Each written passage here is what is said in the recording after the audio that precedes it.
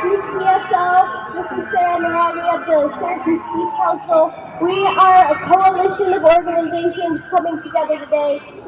Hi, everybody. It's so great to see you here. Hey, Sarah! Hey! So I am here with the Syracuse Peace Council, and just wanted to introduce and talk a little bit about this idea of tax justice. Syracuse Peace Council has been doing tax day rallies for many, many years. And this year, we opted to focus on the idea of tax justice, right? To bring some real meaning and significance to why we have tax day rallies. So, for almost 90 years, the Peace Council has linked the cause of peace to urgent struggles for justice. Excellent.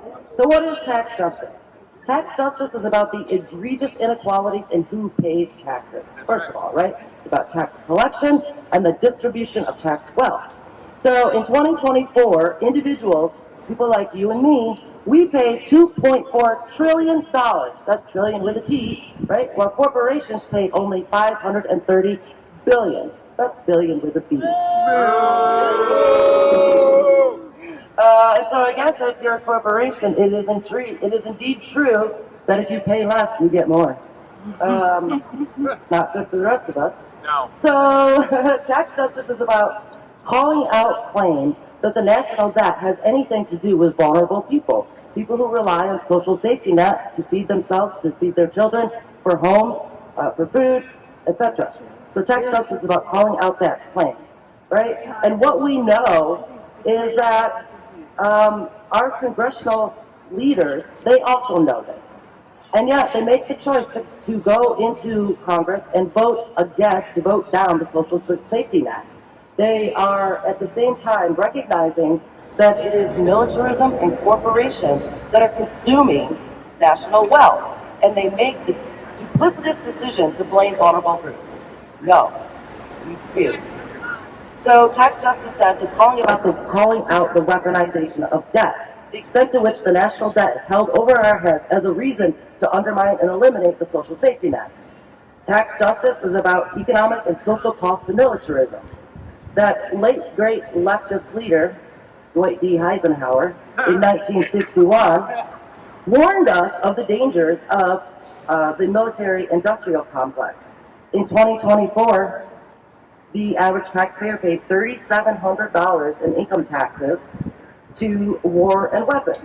$2,900 of that went to the Pentagon, and $388 of that went to the top 5 military contractors, including our local genocidal war profiteers at Lockheed Martin.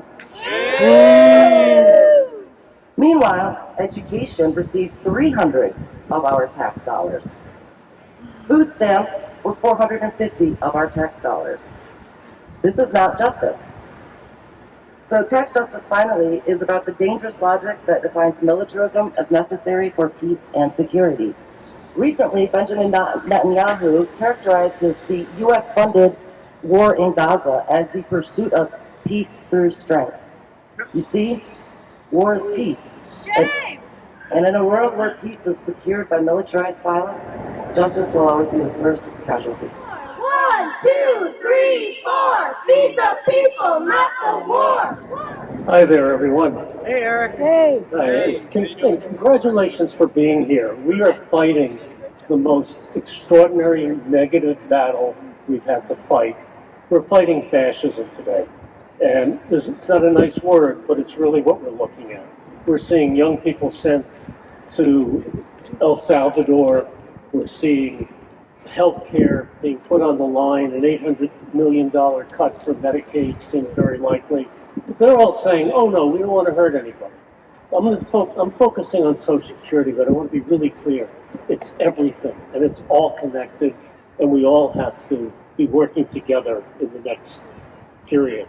And we can do it. I guess I'm going to say that. I've seen enough to know that things can change if enough people come out and push. So I'm going to say a little bit about Social Security. I'm going to talk about 3 things, basically. 1, why the system works, which you all know, and I'll keep it short.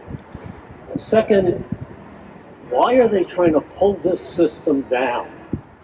And 3rd, what can we do to stop them? And there's a lot. And I'll start with this. In terms of the system working, we've got a system that 90% of the public loves. It doesn't matter, Democrat, Republican, Independent, it's bipartisan. You have to go out, as long as you go outside of Washington, D.C., it's bipartisan love and support for the system. And that's what protects the system, and getting the voice of people into Washington on Social Security and all these things is critical. So, short story, the system provides 69 million people with monthly benefits averaging for retirees $2,000 a month, less for non-retirees for the most part. In Onondaga County, there are 500,000 people, and more than a quarter of them, actually more than 1 in 5 of them are receiving Social Security benefits each month. And there are, I think it's about $3 billion that comes into Onondaga County in the course of the year through Social Security. That's a lot of stores that are supported. Unlike billionaires, people who get Social Security tend to turn that money over pretty quickly. They're not buying. Any of you make any money on the stock market this week? So this, money turns over quickly. It's good for the economy. It's also a system that's so damn reliable. It has not until now had serious administrative problems. Now we have purposely created administrative problem. So we have this system that works. America, it's been built over 90 years.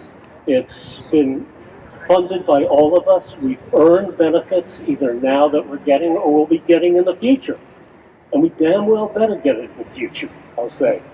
So why the hell do they want to pull this apart? Very simple. The short story is, and this applies for Medicaid and a lot of this, they want to take money out of your pocket and put it in the hands of billionaires. That's really the core. They also want to control and disrupt and have chaos. We have a president who is the master of chaos, if nothing else. And we have Mr. Trump. Mr. Trump, we have him teamed up with Mr. Musk. It's the Trump-Musk administration. It's destructive. It's disruptive. It's not respectful of human beings. Either the people who work in this building, the Social Security employees, they're having tremendous pressure put on them. This is a system that works. 0.5% of the cost of Social Security is administrative costs. I know when I ask people what percent, they go 20%, 15%. It's less than 1%. It's a well-run program. But we've let the fox into the chicken coop. So we've got Musk and his team of Doge folks, whatever you want to call them, stooges, Doge folks, people who don't really know much. They don't know a darn thing about Social Security. And they also don't know about the Social Security system that they're pulling apart. We're already seeing people get less information that they need for applying for benefits. We're seeing mistakes on the My Social Security. We're seeing 2-hour waits to 4-hour waits to call into Social Security. We're seeing people with disabilities having to wait not just 230 days if they have to appeal, but now it's looking like more like 400 days, 400 and something. This is disrespectful to people. These folks, in terms of the computer system, they've gotten rid of all the people who know the system for the most part. The system has been working for many years. It does need upgrading, but it does not need to be pulled apart and put together in 3 months. This is what the hubris of Musk is saying. Most people, anyone who's looked at upgrading the system, it takes 3 to 5 to 10 years to do a serious upgrade. They're going to do it in 3 months. Of course, they know a lot of things we don't know. They know that there are millions of dead people on Social Security. We miss that. They know that we have lots and lots of people over age 150 on Social Security. Doesn't matter that the longest living human being was about 127. At least in modern days. In biblical times, it might have been longer. But they know this. They know that Social Security workers aren't working hard, which is baloney. They know that they've taken people out of the public relations office, out of the office that prepares data to look at its financing, the offices that put together data that show how people are being affected by the programs and how they're doing. They're just throwing this all away. They're destroying the system, and it's got to be stopped. And it will be stopped because in the end, the American people are not going to accept this kind of craziness. That's right. I have my lecture notes, but I'm going to keep it really short because I know we have 11 people. What I want to say is a few other things. One, there's much we can do, and we need to do it. Those of us who are in our 60s or people with disabilities, we need to do it for ourselves, but all of us need to do it for our children, working children, and our grandchildren or our grandnieces or whatever. They are at more risk than we are to a certain extent by the craziness they're doing. Social Security, most people don't know, but it provides life insurance equivalent of term life insurance for a young family with a couple of kids worth almost $1 million. And you don't want to find that out because you don't want to be surviving a parental death. But this is a system that's hugely important for our children. 3.5 million kids receive benefits through it every month. 6.7 million kids live in homes that get Social Security. It's a dramatically favored system. You can look at the data and it'll tell you Americans do not want to cut it. They don't want to raise retirement age. They don't want to do this or that. They're kind of moving away from that discussion to simply trying to destroy it. There have been many efforts to undermine Social Security. This is probably the most in-depth or most horrible effort that's been made, and it's the one that we're going to have to turn back. I also believe this is the one that, well, everything is important. I mean, the money we're spending on war, the money we're not collecting in taxes, what we're doing to the IRS so we don't have to do reviews of multimillionaire and billionaire tax returns. There are a lot of problems, but this problem is so well loved. This program is so well loved. We can turn people out of all ages. So my basic message is hands off Social Security. These are earned benefits. They're ours, and it's insurance that we've paid for. Other messages. Hands off our children's Social Security. At least for me, I'm a few years older than some of you. We have kids working, and we know that young middle-aged, older middle-aged workers are not going to be able to maintain their standard of living in retirement. Data tells us about 50 to 70% will be unable to do that. And the other one is keep your damned hands off of our grandchildren, great-nieces, because they are going to suffer from this. And part of what we have to do is turn all of this around and then get to Medicare, Medicaid. There's so many things. So look, there are other people to speak to that. But thank you for being here. What we can do, make these things, write our members of Congress, write letters to our newspapers, big ones and little ones. We are unstoppable. Another world is possible. And actually, I want to bring up really leaders of our labor movement because we are all under attack together. Anne-Marie Salerno, Bill Streeter, Alliance for Retirement. Central New York Area Labor Federation, 11 counties. And I couldn't do my job without Anne-Marie, and I couldn't do my job without Bill. And we couldn't do it without Josh over there. So, but the reason we are here and talking is because we are all under attack. It doesn't matter where we come from, what our issue is. These people just want to negate any progressive change that happened in the 20th century. That's the problem. And I'm going to say one word, 2 words, 3 words, that really stand for all of us. Because we all are workers. Nobody here, I think, got handed a few million when they got born. So hands off of our workers. Period. Hands off our unions.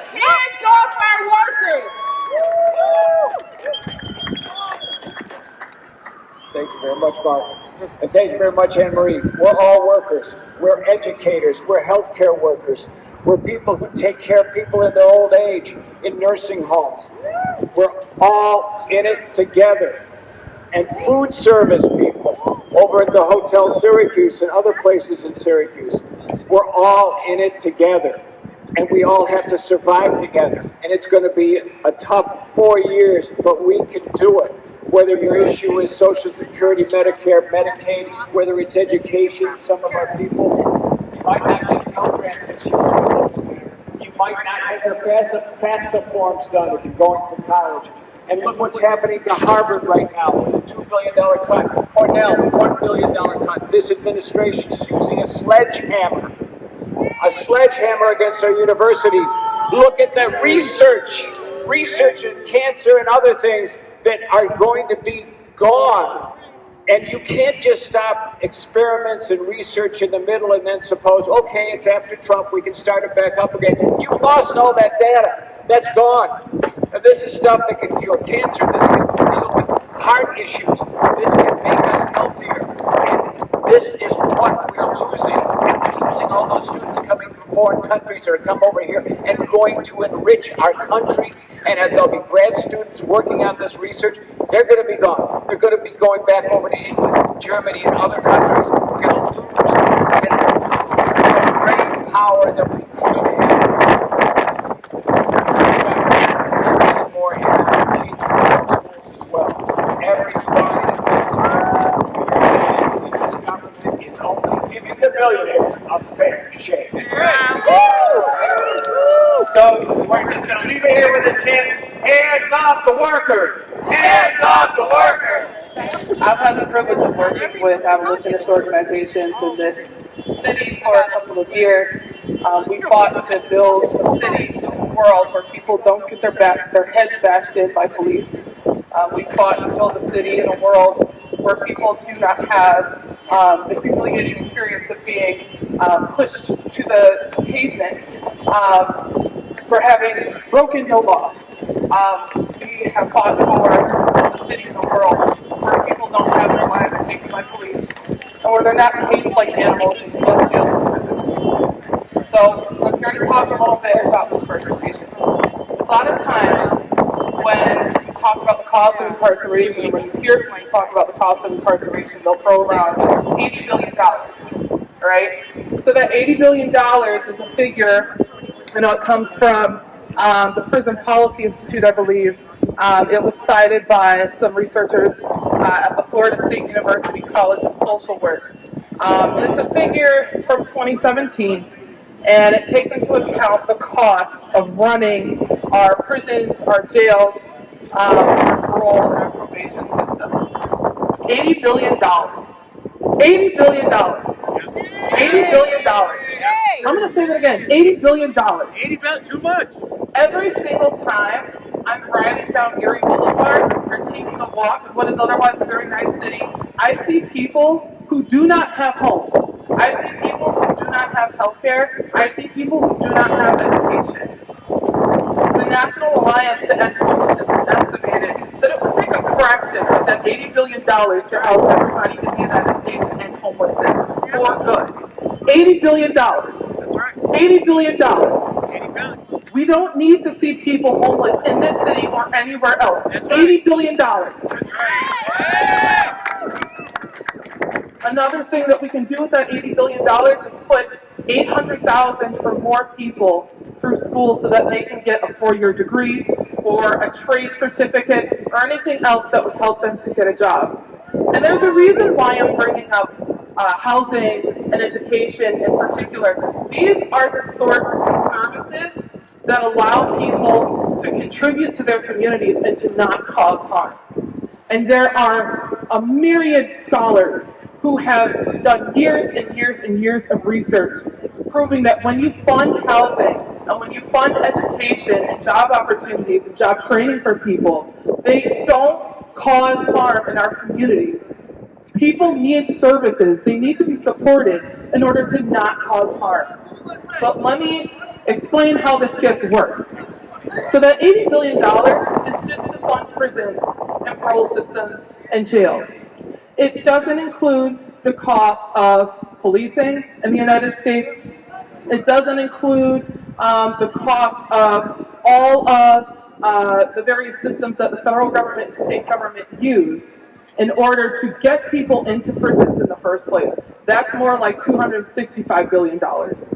And then on top of that, in exchange for that $265 billion that we spend incarcerating people every single year, we end up with, let me find the figure.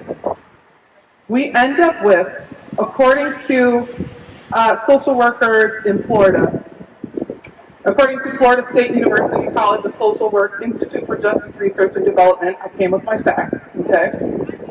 According to them, that $80 billion costs us about $70 billion in lost wages from incarcerated people. It costs us about $230 billion in reduced lifetime earnings for formerly incarcerated people. It's about $28 billion in the cost of treating non-fatal injuries that people incarcerated in the United States sustain every year. It's about $1.7 billion in the cost of fatal injuries. It's about $62.6 billion in the cost of higher mortality rates of formerly incarcerated people. It's $5 billion in interest on criminal justice debt. It's $130.6 billion in increased criminality of the children of incarcerated parents. Essentially, children who have incarcerated parents being so hurt that they're taking the hurt out on our communities. It's $5.3 billion in child welfare costs. It's almost $1 billion in children rendered homeless by parental incarceration. And yes, we do have those children in this city, many of them. It is $2.2 billion in the cost of homelessness for formerly incarcerated people. It is so many other things. So many other things. When we talk about abolition in this country, when we talk about getting rid of prisons and jails, we are talking about making a commitment to never stop trying to figure out ways to make our community safe. Even as we recognize that incarceration is inherently violent, not only because it results in people being killed and maimed by police and in prisons, but because it results in all of that economic harm that I just named. Now, you know, I'm a leftist here, but I do consider myself to be pretty frugal. And I don't like when the government wastes my money. I barely had enough money to pay for groceries and to pay for rent last month. I was late on rent last month. I paid taxes. And you know what? I want my tax money to go toward groceries. I want my tax money to go toward my rent. And more importantly, I want my tax money to go toward making sure that the harm in our communities doesn't happen in the first place. Hello, everybody. My name is Yvonne Griffin. I am a member leader with Citizen Action of New York. I'm also a New York State Jails Justice Network, and I stand on the steering committee for NAACP location. Jasmine just basically said everything I was going to say.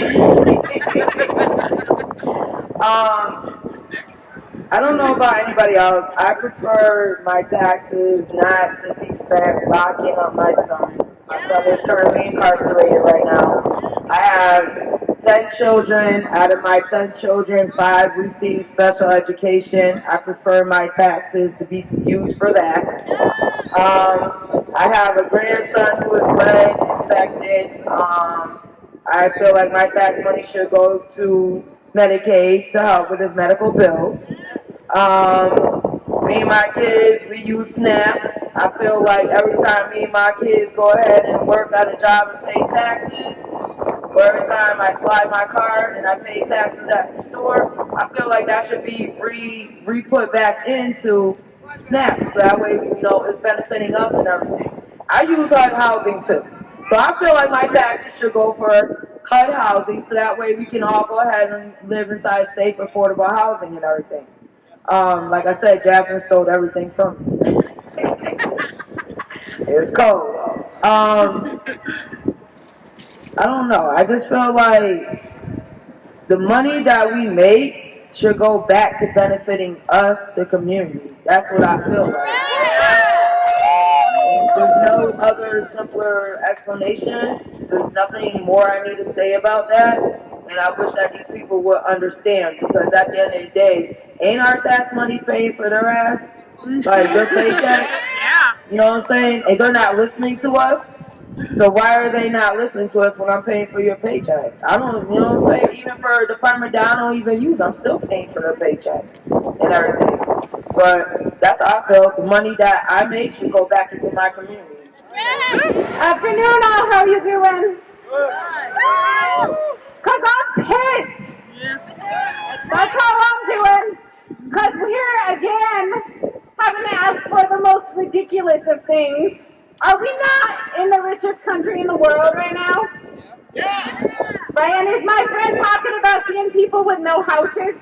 Yeah. And people with no health care? Yes. Who would do that? Who would make decisions like that? Billionaires. People who got everything they need, right? Who feel like they don't need to think about anybody else. And then the messages coming out are so unbelievably twisted. We're living in the backwards, bizarro world, right? Where we're being told that we don't have resources because they've been stolen by undocumented immigrants. Does anybody buy that? No! In New York State, in 2022, undocumented immigrants paid over $3 billion in taxes. A third of the taxes they pay go to services that they are barred from receiving. Unemployment insurance, workers' compensation in a lot of states, undocumented workers can't receive. Fortunately, we thought we won that here in New York State, but they are continue to be barred from receiving unemployment insurance.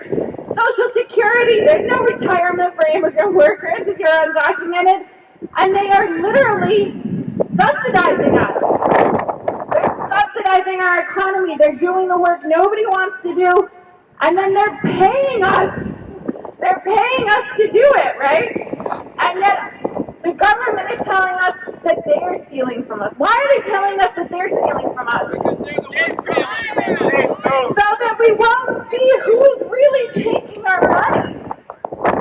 And what are we going to do about it? We have got to stand up. We have got to organize. We've got to get beyond just the rallies and the marches. We have got to organize. We have got to stand together, and we have got to start making demands and making there be consequences for what we're doing. Because we can't go on like this, and it is not just the current administration.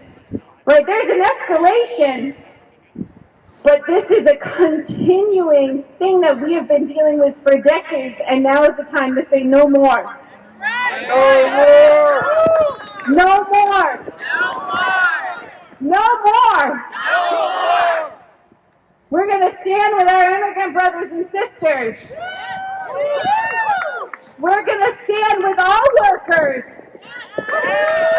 We're going to stand with the homeless. We're going to stand with the incarcerated to fight the repression and stand up for basic human rights. And how ridiculous is it that in the most wealthy country in the world we even have to say these things when we could so easily take care of everybody?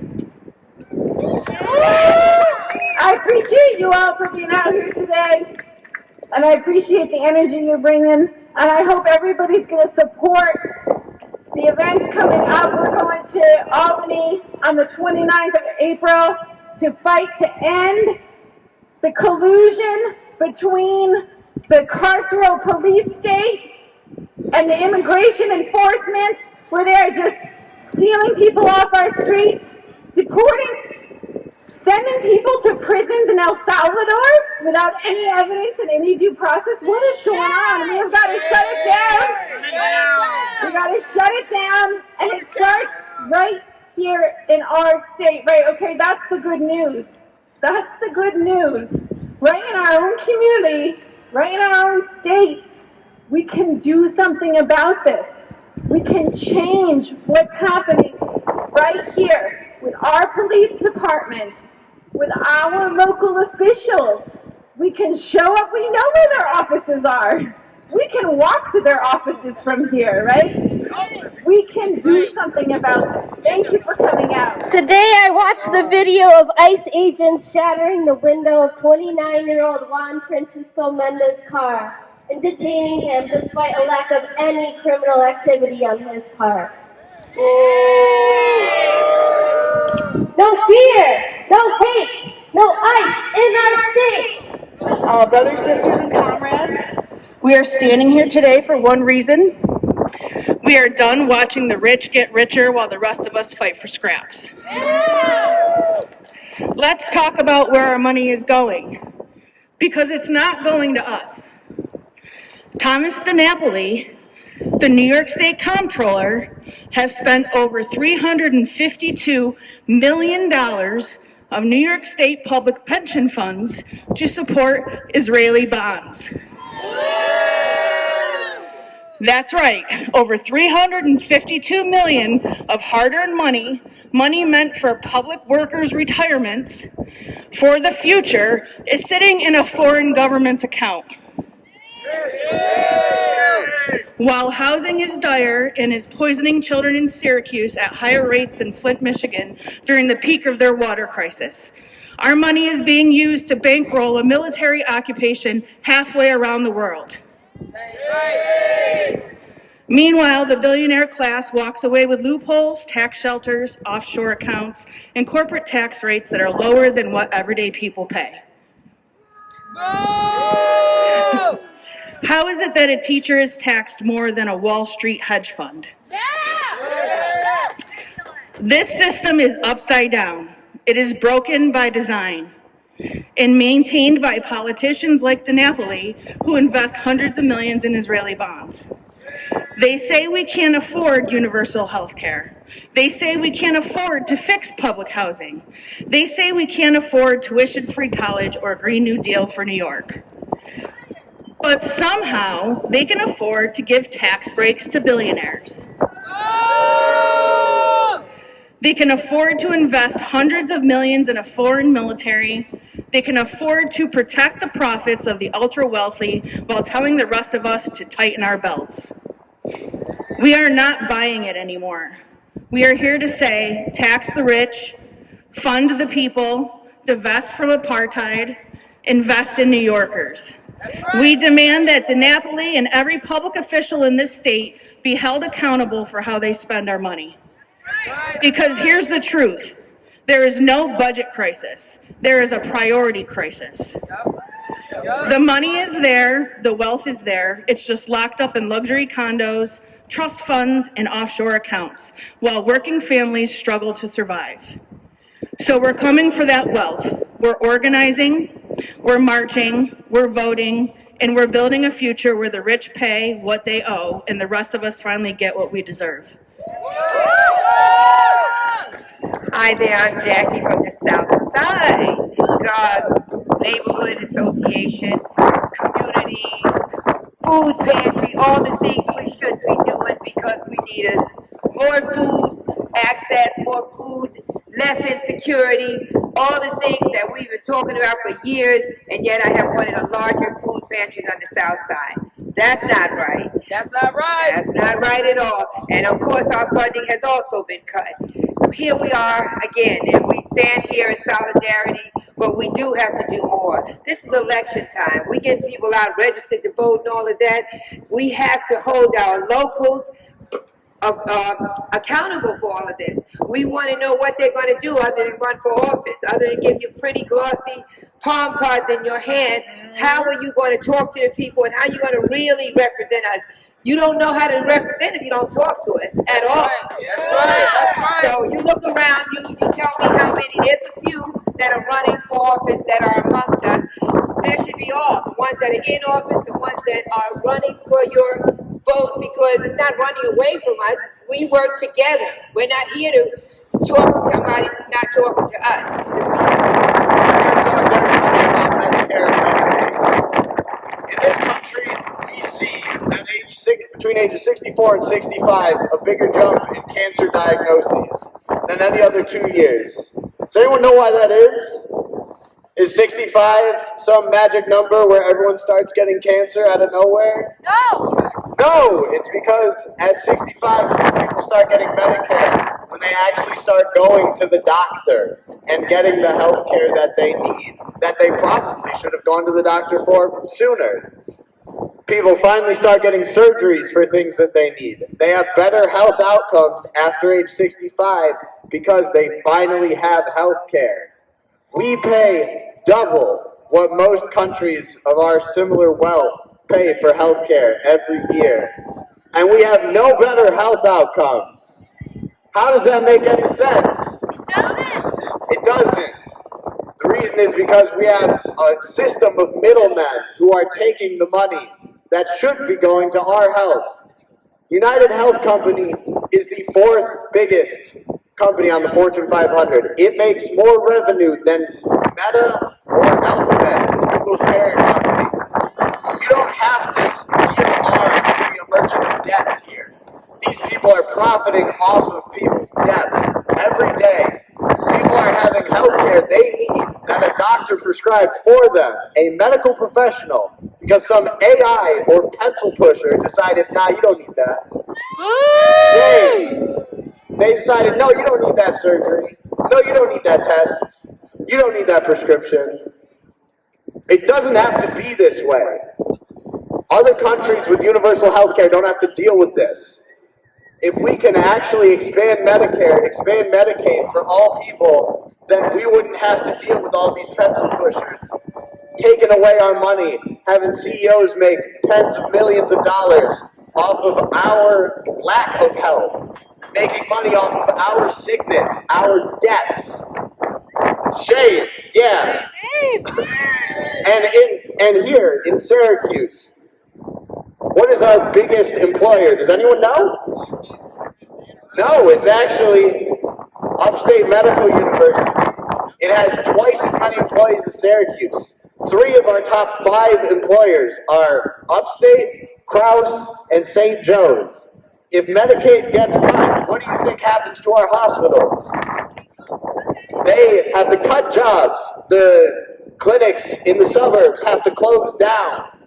It would estimate it would take like 1,700 jobs in healthcare workers just from Syracuse. From our economy that is already struggling. That's ridiculous. We're having our health taken away, we're having our jobs taken away, and for what? So that Elon Musk can sink another company like he did to Twitter and like he did to Tesla? No. Bullshit. Tell our congressmen, tell our legislators that they need to expand Medicare, not cut it. That we need to expand Medicaid, not cut it. Save our people, save our health. Thank you. Land acknowledgement. So let's acknowledge with respect the ancestral lands of the Onondaga, the fire keepers of the Haudenosaunee, whose lands we stand on today. And I want to make another point about having intentionality behind that statement because, you know, institutions like Syracuse University do land acknowledgements, but they have no intention of undoing damage and colonialism beyond symbolic gestures. So let's make sure that when we acknowledge the ancestral lands of the Onondaga, that we at least think about how we might work towards decolonization. And today, I'm going to talk a bit about the need for climate action, which is intertwined with decolonization. But first, a little bit of context as to, you know, why we're here in the first place. So, the white settlers of this place and their descendants have gravely mistreated this land for centuries. They came to a place and saw an empty wilderness right from their country. It was actually a thriving garden cared for by the many indigenous peoples of the land. And they saw the indigenous peoples not as human beings, but as obstacles to their westward expansion. And so the United States is established under a framework of private property and resource extraction. And they carried out this process of displacing and killing indigenous people to make room for white settlers who would import enslaved labor to convert the land into something profitable. and this is basically capitalism. Capitalism promotes the ideology of a cancer cell that's constant and excessive growth at the expense of health and life. Capitalists only care about making as much money as they can. You do that by extracting as much as possible, producing as much as possible, and cutting costs everywhere that they can. It's called cost shifting. So if your boss can save a buck by cutting your wages or dumping toxic waste into your community, they'll do it. And then the cost gets shifted onto you when your water is polluted, or when you develop a serious condition from chemical exposure, or when your food sources and local ecosystems are damaged beyond repair. We pay the price for their greed. In this way, their interests are diametrically opposed to the interests of the workers and the environment. In a system that rewards only the worst excesses of human behavior, it's very difficult for any individual or institution to wash their hands clean of immorality. There are notions of ethical consumption and ethical investing as solutions to some of these problems, but I'm going to illustrate some of the pitfalls of this type of solution. So when I was a student at ESF, I worked with the 315 Students for Liberation to pressure the ESF College Foundation to divest from weapons manufacturers. We did not want our college to be complicit in Israel's genocide of the Palestinians and the ecocide of their lands.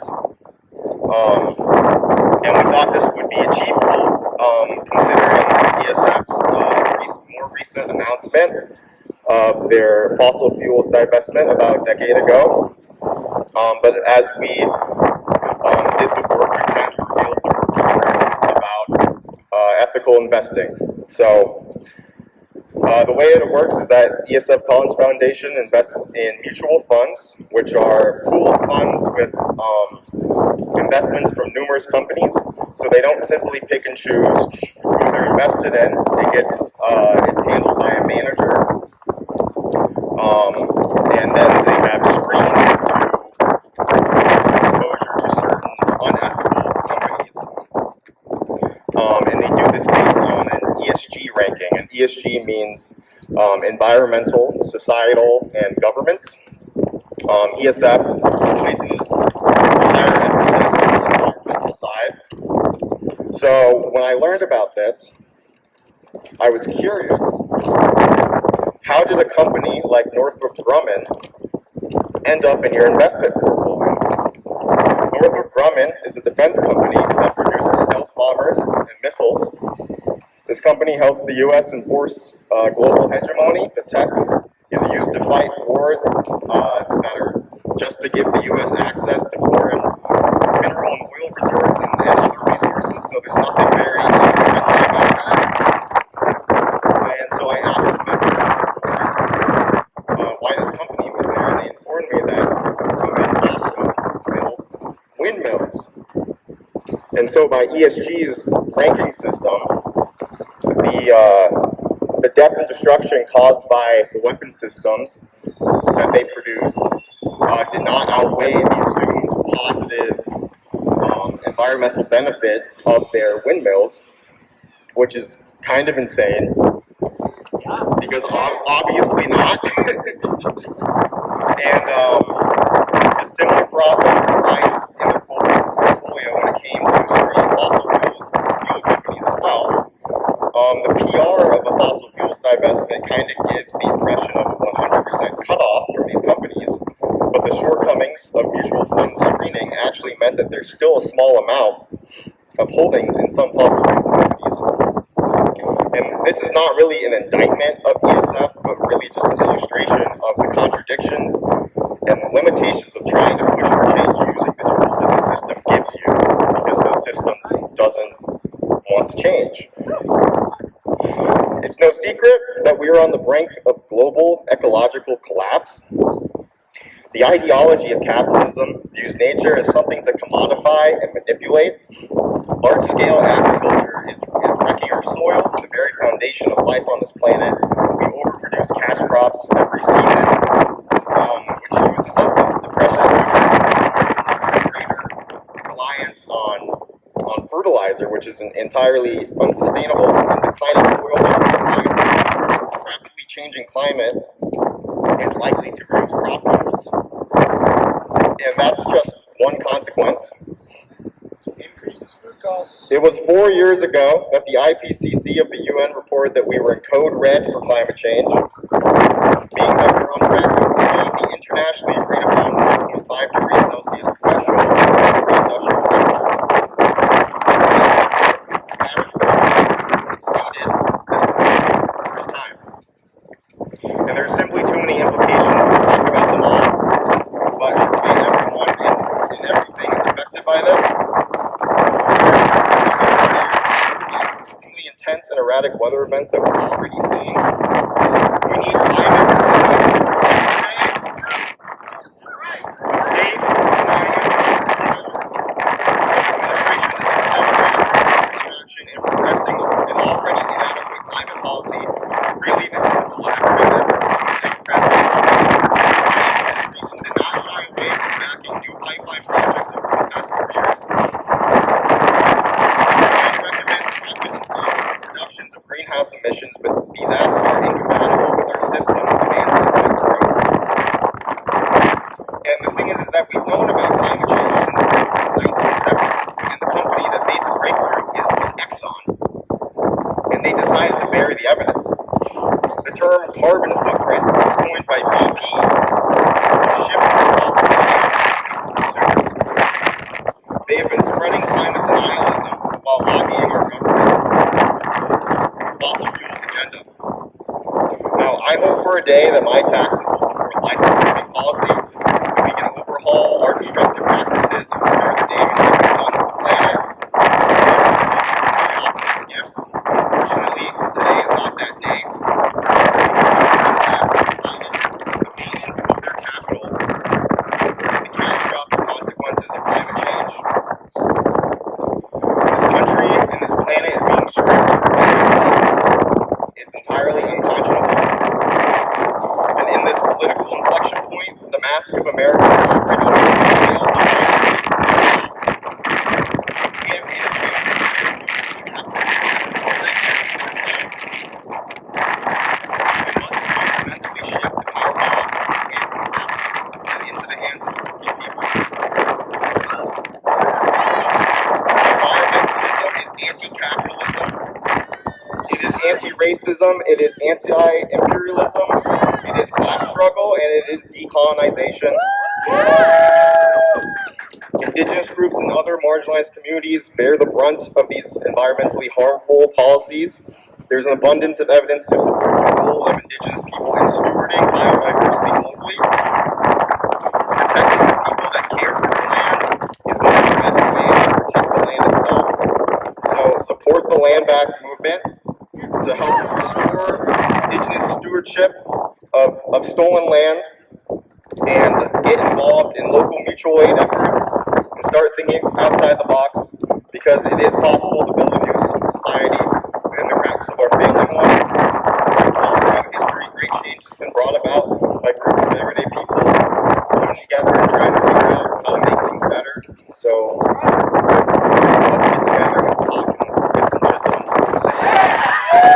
In recent weeks, many of us have watched in outrage as tariffs were manipulated to destabilize the stock market, enriching Trump and his cronies by the millions.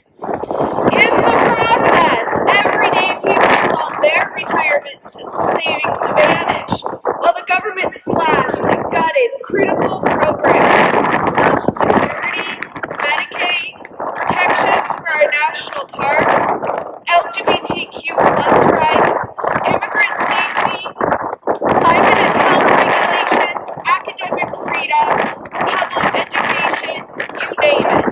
Let's be clear, tax justice is inseparable from great social, racial, gender, and climate justice. dollars, our collective contributions, are being weaponized. Instead of funding care, safety, and opportunity, they're being funneled into systems of destruction. The ultra-wealthy get subsidies and tax cuts while the rest of us get crumbs. They are draining our social services dry and robbing us blind. While billionaires like Trump and Musk manipulate the system for profit, the working class is being pushed deeper into poverty. Trump and his latest policies make headlines, but it's everyday people who pay the price. 40 years of trickle-down economics have failed. We can't keep letting the wealthy profit off the backs of those who make this country run. The elite hoard wealth, silence workers, bust unions, create monopolies, lobby politicians, and fuel ecological collapse. Let's not pretend they don't care about us. They care about power and profit, nothing else. For decades, corporate tax rates have plummeted. Giants like Tesla, General Motors, and Amazon post record-breaking profits while paying little or no taxes. In fact, 10% of S&P 500 companies pay zero in federal taxes. Zero.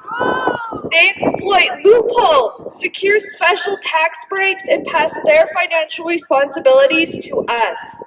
When they don't pay, we do. We're told there's no money for universal health care, student loan forgiveness, affordable housing, livable wages, child care, elder care, and climate solutions.